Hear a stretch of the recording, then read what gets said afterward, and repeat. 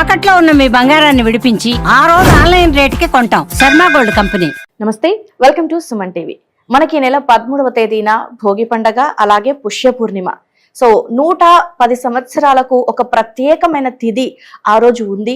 And అలాగే దీంతో పాటు తెలిసి తెలియక చేసిన తప్పులు, అలాగే గత జన్మలో చేసిన పాపాలకి పరిహారాలని, ఆ రోజు యొక్క తిథి యొక్క విశిష్టతను తెలియజేసేందుకు ఇవాళ మనతో పాటు ఉన్నారు ప్రముఖ జ్యోతిష్య పండితులు బ్రహ్మశ్రీ నందిపట్ల శ్రీహరి శర్మ గురువు గారు. మరి వారితో మాట్లాడి ఆ రోజు చేయాల్సిన పరిహారాల గురించి తెలుసుకునే ప్రయత్నం చేద్దాం. గురువు గారు నమస్కారం. వాగర్థావివ సంపృక్తౌ వాగర్థ ప్రతిపత్తయే జగతః పితరౌ వందే పార్వతీ పరమేశ్వరౌ. సదాశివసమారంభాం శంకరాచార్య మధ్యమాం అస్మదాచార్య పర్యంతం వందే గురు పరంపరాం. ఆదిత్యాయ చ సోమాయ మంగళాయ బుధాయ చ గురుశుక్ర శనిభ్యశ్చ రాహవే కేతవే నమః. శృంగేరి జగద్గురు పీఠాధిపతులకి, కంచిపీఠాధిపతులకి నమస్కారములు తెలియజేసుకుంటూ కార్యక్రమాన్ని ప్రారంభిద్దాం. గురుగారు, ఈ నెల 13వ తేదీన మనకి భోగి పండగ, అలాగే పుష్య పూర్ణిమ ఉంది. అండ్ క్రితం మనం వీడియో చేసినప్పుడు కూడా ఒక విషయం చెప్పారు, 110 సంవత్సరాలకి ఒక ముఖ్యమైన రోజు, ముఖ్యమైన తిథి వస్తుంది అనేసి. సో ఏంటి ఆ రోజుకున్న ప్రత్యేకత ఏంటి, విశిష్టత గురించి వీక్షకుల కోసం తెలియజేస్తారా గురువు గారు? తప్పకుండానమ్మా. మనము ఈ 13వ తారీఖు రోజున మనకు భోగి పండుగ వస్తుందమ్మా. చాలామంది భోగి పండుగలో భాగంగానే పండుగ జరుపుకుంటారు. కానీ ఆ రోజుకున్నటువంటి ప్రత్యేకత చాలా ప్రాశస్త్యమైనటువంటి ప్రత్యేకత. ఎందుకంటే నేను గత 2 రోజుల క్రితము ఈ యొక్క మనం వీడియో చేశాం కదా, అప్పటికే చాలా ఇన్ఫర్మేషన్ గ్యాదర్ చేశాను. అంటే దాదాపుగా 1940వ సంవత్సరం నుంచి 2050 సంవత్సరం వరకు ఉన్నటువంటి పంచాంగాలు గణనంతా చేస్తే ఇలాంటి రోజు మనకు ఈ భోగి రోజున 13వ తారీఖు సోమవారం రోజున వచ్చే రోజు మనకు ఆ 110 సంవత్సరాల్లో అసలు లేనే లేదని చెప్పవచ్చమ్మా. కాబట్టి ఏంటంటే పుష్యమాసం, పౌర్ణమి తిథి, అలాగే సోమవారము, ఆరుద్ర నక్షత్రము, మరియు పౌర్ణమి రాత్రి వరకు, సూర్యోదయం నుంచి మళ్ళీ మధ్యరాత్రి వరకు కూడా ఉన్నటువంటిది. నేను రీసెర్చ్ చేసిన దాంట్లో ఈ పౌర్ణమి తిథి సోమవారములు కలిసి వచ్చినవి 2050వ సంవత్సరం వరకు దాదాపు 18 ఉన్నాయి. తర్వాత ఈ సంబంధించినటువంటి పౌర్ణమి తిథి, సోమవారము, ఆరుద్ర నక్షత్రంలో కలిసి వచ్చినవి 3 ఉన్నాయి. అయితే అందులో ఏంటివి, 31 డిసెంబర్ 1991 ఆ రోజున మృగశిర నక్షత్రం 9:20 వరకు ఉంది. సోమవారం రోజున 9:20 తర్వాత ఆరుద్ర నక్షత్రం వచ్చింది. పౌర్ణమి ఉంది, మధ్యరాత్రి వరకు ఉంది పౌర్ణమి. కానీ సూర్యోదయానికి మృగశిర నక్షత్రం ఉంది, సాయంత్రానికి మాత్రమే ఆరుద్ర ఉంది. కాబట్టి అది కౌంట్లో కాదు. తర్వాత మళ్ళీ 12/1/1998 రోజున పౌర్ణమి రాత్రి 10:48 వరకు, ఆరుద్ర నక్షత్రం ఉదయం 7:42 వరకే ఉంది. తక్కువ సమయం ఉంది. మళ్ళీ తర్వాత 6/1/1942 పౌర్ణమి మధ్యాహ్నం 1:41 వరకు, ఆరుద్ర 11:44 వరకు ఉంది. అంటే పౌర్ణమి రాత్రిపూట కూడా లేదు. కానీ 13 జనవరి ఈ సంవత్సరం 2025వ సంవత్సరంలో పౌర్ణమి తిథి పూర్తిగా ఉంది.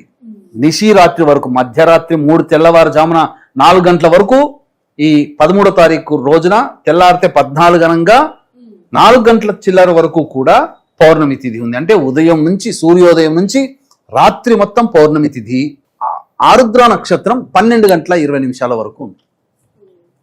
తర్వాత ఏమవుతుంది, అప్పుడు దాదాపుగా అపరాహ్న సమయం వరకు ఆరుద్ర నక్షత్రం ఉంది, పౌర్ణమి రాత్రి ఉంది. పౌర్ణమి తిథి అంటే చాలా మటుకు రాత్రి సమయంలో, నిశి సమయంలో తిథి ఉండాలి.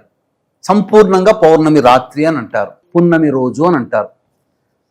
ఈ విశిష్టత ఏంటంటేనమ్మా, సాధారణంగా కార్తీక మాసంలో సోమవారము శ్రవణ నక్షత్రం కలిసి వస్తే ముక్కోటి శివ అని అంటారు, కోటి శివ అని అంటారు, అలాగే శివ ముక్కోటి అని అంటారు. కానీ పౌర్ణమి తిథి, సోమవారము, ఆరుద్ర నక్షత్రం ఉన్నటువంటి రోజున ప్రత్యేకంగా శివ ముక్కోటిగా, ముక్కోటి శివగా పిలువబడుతుంది. ఈ యొక్క 4 కలిసిన రోజు ఈ యొక్క 2025లో భోగి రోజున వస్తుంది, 13వ తారీఖు రోజున. అంటే 1940 సంవత్సరం నుంచి 2050 సంవత్సరానికి మధ్యలో ఎక్కడ ఇలాంటి అద్భుతమైన రోజు లేదు. ప్రసార మాధ్యమంలో ప్రప్రథమంగా మనమే తెలియజేసుకుంటున్నామమ్మా. మళ్ళీ ఇంకొక విశేషం చెప్తాను. చెప్పండి గురుగారు. భోగి పండుగ, పౌర్ణమి తిథి పుష్యమాసంతో కలిసి వచ్చినవి 1940 నుంచి 2050 సంవత్సరాల మధ్య కాలంలో 4 ఉన్నాయి.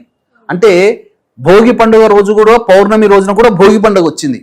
ఏ రోజుల్లో అంటే 13 జనవరి 1979 సంవత్సరంలో పౌర్ణమి ఉంది, కానీ శనివారం అయింది, పునరోసు నక్షత్రం ఉంది, ఆ రోజున భోగి. 14 జనవరి 1987 సంవత్సరంలో పౌర్ణమి తిథి ఉంది, బుధవారం అయింది, ఆరుద్ర నక్షత్రం అయింది, అది కూడా భోగి. ఇక 14 జనవరి 2044 ముచ్చట, ఆ రోజు పౌర్ణమి ఉంది, కానీ గురువారం అయింది, ఆరుద్ర నక్షత్రం ఉంది. కానీ 13 జనవరి ఈ సంవత్సరం 2025న వచ్చేటువంటిది పౌర్ణమి తిథి, సోమవారం అయింది, ఆరుద్ర నక్షత్రం అయింది. ఇంతటి పుణ్య కలయిక మళ్ళీ ఇంకెప్పుడు ఇది రీసెర్చ్ చేశానమ్మా. పంచాంగాలను కూర్చొని 4-5 గంటలు కూర్చుంటే కానీ ఇవన్నీ తెలవలేదు. కాబట్టి ఇంతటి అలభ్య పుణ్యతిథి నాకు మాత్రమే తెలిస్తే ఏం లాభం? అందరికీ తెలియాలి, అందరికీ ఆ పుణ్యం రావాలి. ఎందుకంటే సృష్టి స్థితి లయకారకాలలో లయకారకుడు పరమేశ్వరుడు. ఏ పని జరగాలన్నా ఈశ్వర అనుగ్రహం కావాలి. కాబట్టి ఈ కార్యక్రమం మనం చేయాలన్నా, కార్యక్రమాన్ని వీక్షించాలన్నా శివానుగ్రహం కావాలి, శివుని అనుజ్ఞ కావాలి.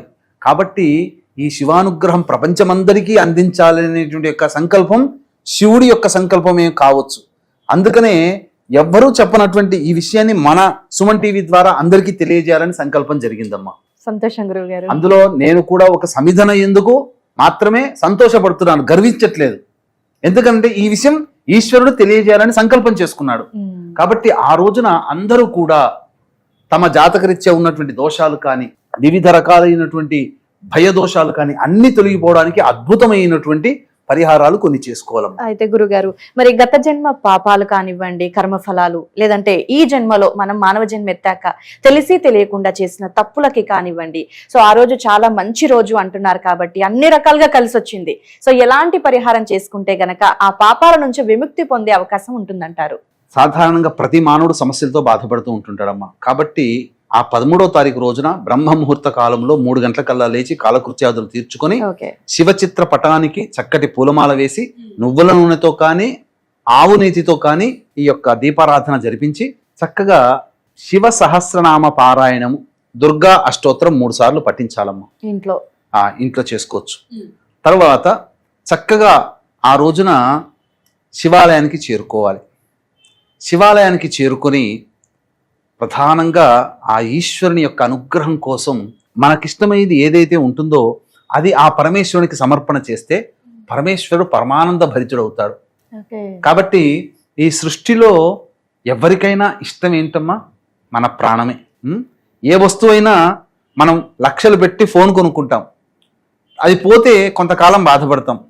కానీ మన శరీరానికి ఏదైనా అనారోగ్యం చేస్తే చాలా బాధపడతాం. మనకు ప్రాణం కంటే ఏ మానవుడికి ఎక్కువ కాదు.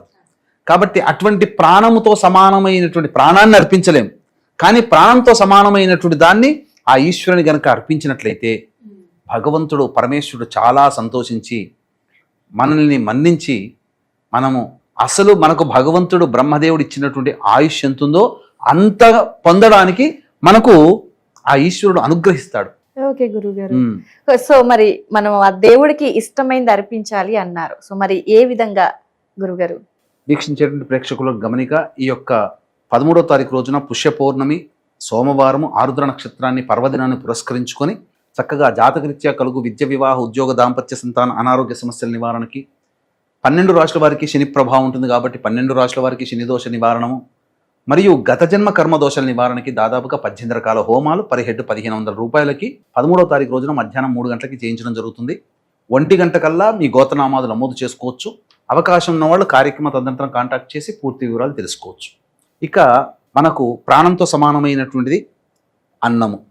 ఎందుకనంటే చంద్రమండలంలో ఉన్నటువంటి ఆత్మలన్నీ ఆత్మ వర్షం రూపంలో వర్షంలో చేరి ఆ వర్షము భూమి లోపలికి చేరి ఆ భూమి ద్వారా పండినటువంటి వరి అన్నములో నిక్షిప్తమైపోతుంది. వరి అనగా బియ్యంలో నిక్షిప్తమవుతుంది. ఆ బియ్యమును తిన్నటువంటి పురుషుడి యొక్క శరీరములో ఆ శరీరానికి చేరుకొని అది మజ్జగా మారి తదనంతరం కణముగా మారి ఆ కణము స్త్రీ గర్భంలోకి ప్రవేశం చేసి అక్కడ అండము ఫలదీకరణం చెంది శిశువు జన్మిస్తారు. అంటే మనిషి పుట్టుకకి కారణం అన్నమే. కలియుగే అన్నగత ప్రాణ. మనకెన్ని తిన్నా అన్నం తింటే వచ్చే తృప్తి లేదమ్మా. ఖచ్చితంగా గురుగారు. కాబట్టి శాస్త్ర ప్రమాణం గర్భోపనిషత్తు కూడా, అలాగే మాండుక్యోపనిషత్తు కూడా, నచికేతోపనిషత్తు కూడా చెప్పింది ఏంటంటే అన్నము ద్వారానే ఆత్మ పురుషుడి శరీరం కణంలో చేరి కణం ద్వారా స్త్రీ గర్భంలో ప్రవేశం, తదనంతరం గర్భధారణ జరగడం, డెలివరీ అవ్వడం, ఇవన్నీ జరుగుతాయి. కాబట్టి చక్కగా ఆ రోజున ఇంట్లోనైనా కానీ చక్కగా అన్నమును చేసి అన్నం తయారు చేసుకొని దాంట్లో తేనె కలిపి చక్కగా ముద్దగా చేసి ఒక శివలింగాన్ని తయారు చేసుకోవాలమ్మ ఇంట్లో. అన్నము తేనె కలిపి శివలింగంగా తయారు చేసుకుంటే చక్కగా దానికంతా ఆవు నేతిని అద్దితే మనం అభిషేకం చేసుకుంటే అది కరగదు. కాబట్టి ఇంట్లోనైనా శివ శివ శివాయ నమః శివాయ నమః అంటూ మనకు దగ్గర ఉన్నటువంటి ద్రవ్యంతో కనీసం మంచినీటితోనైనా అభిషేకం చేయాలి. తదనంతరం ఆ యొక్క శివలింగం దాన్ని చేసినటువంటి దాన్ని ఆ యొక్క దగ్గరలో ఉన్నటువంటి చెరువులో కానీ బావిలో కానీ నదిలో కానీ వదిలివేయవచ్చు. లేదా ఇంట్లో ఒక బకెట్ పెట్టుకొని ఆ బకెట్లో వదిలివేయవచ్చు. అదంతా కరిగిపోయిన తర్వాత ఎవరు తొక్కని ప్రదేశంలో పూల తొట్టెల్లో ఆ యొక్క నీటిని వేసేయవచ్చు. ఆ ఇంట్లో చేసుకోలేము అనుకున్నటువంటి వాళ్ళు చక్కగా శివాలయానికి చేరుకుంటే, శివాలయంలో గర్భాలయం ఉంటుంది కానీ బాహ్యంలో బాహ్య దేవాలయం కూడా ఉంటుంది శివలింగం. ఆ శివలింగానికి చక్కగా వివాహ సమస్యలతో బాధపడేటువంటి వాళ్ళు ముందుగా పటిక బెల్లం పొడిని నీటిలో వేసి ఆ నీటితో అభిషేకం చేయాలి. ఉద్యోగ సమస్యలతో బాధపడే వాళ్ళు చెరుకు రసంతో ఈశ్వరుడికి అభిషేకం చేయాలి. సంతాన సమస్యలతో బాధపడే వాళ్ళు పంచామృతాలతో అభిషేకం చేయాలి. తదనంతరం ఆ గంజి వార్చినటువంటి అన్నాన్ని పొలుసులు పొలుసులుగా మల్లెపూలులాగా ఉంటుంది, గోరువెచ్చగా ఉన్న దాన్ని పట్టుకొని శివ శివ శివాయ నమః శివాయ నమః లేదా శివ శివ శివ శివ అనుకుంటూ ఆ ఈశ్వరునికి అభిషేకం చేసి ఆ వచ్చినటువంటి అన్నాన్ని కుటుంబ సభ్యులందరూ కూడా ఆ రోజు భోజనం చేయవచ్చు, తీసుకొని ప్రసాదంగా తీసుకోవచ్చు, లేదా అనాథలకి పంచవచ్చు. ఆ అర్చన జరిపించి తుమ్మి పూలతో అర్చన చేయాలి. వివాహం కావాల్సినటువంటి వాళ్ళకి అభిషేకం చెప్పాను కదా, గన్నేరు పూలు లేదా మల్లెపూలతో అర్చన చేయాలి. ఉద్యోగ సమస్యలతో బాధపడేటువంటి వాళ్ళు ఎర్ర జిల్లేడు పుష్పాలతో అర్చన చేయాలి. అలాగే సాధారణంగా సమస్యలతో బాధపడేటువంటి వాళ్ళు నందివర్ధనం పూలతో అర్చన చేయవచ్చు. ఇక ముఖ్యంగా లక్ష్మీ పరంగా అంటే వ్యాపారంగా లేదా ఆర్థికపరమైన సమస్యలతో బాధపడే వాళ్ళు విభూతిని కలిపి ఆ నీటితో అభిషేకం చేసి తర్వాత అన్నాభిషేకం చేసి తదనంతరం మారేడు పుష్ప దళాలతో అర్చన చేయాలి.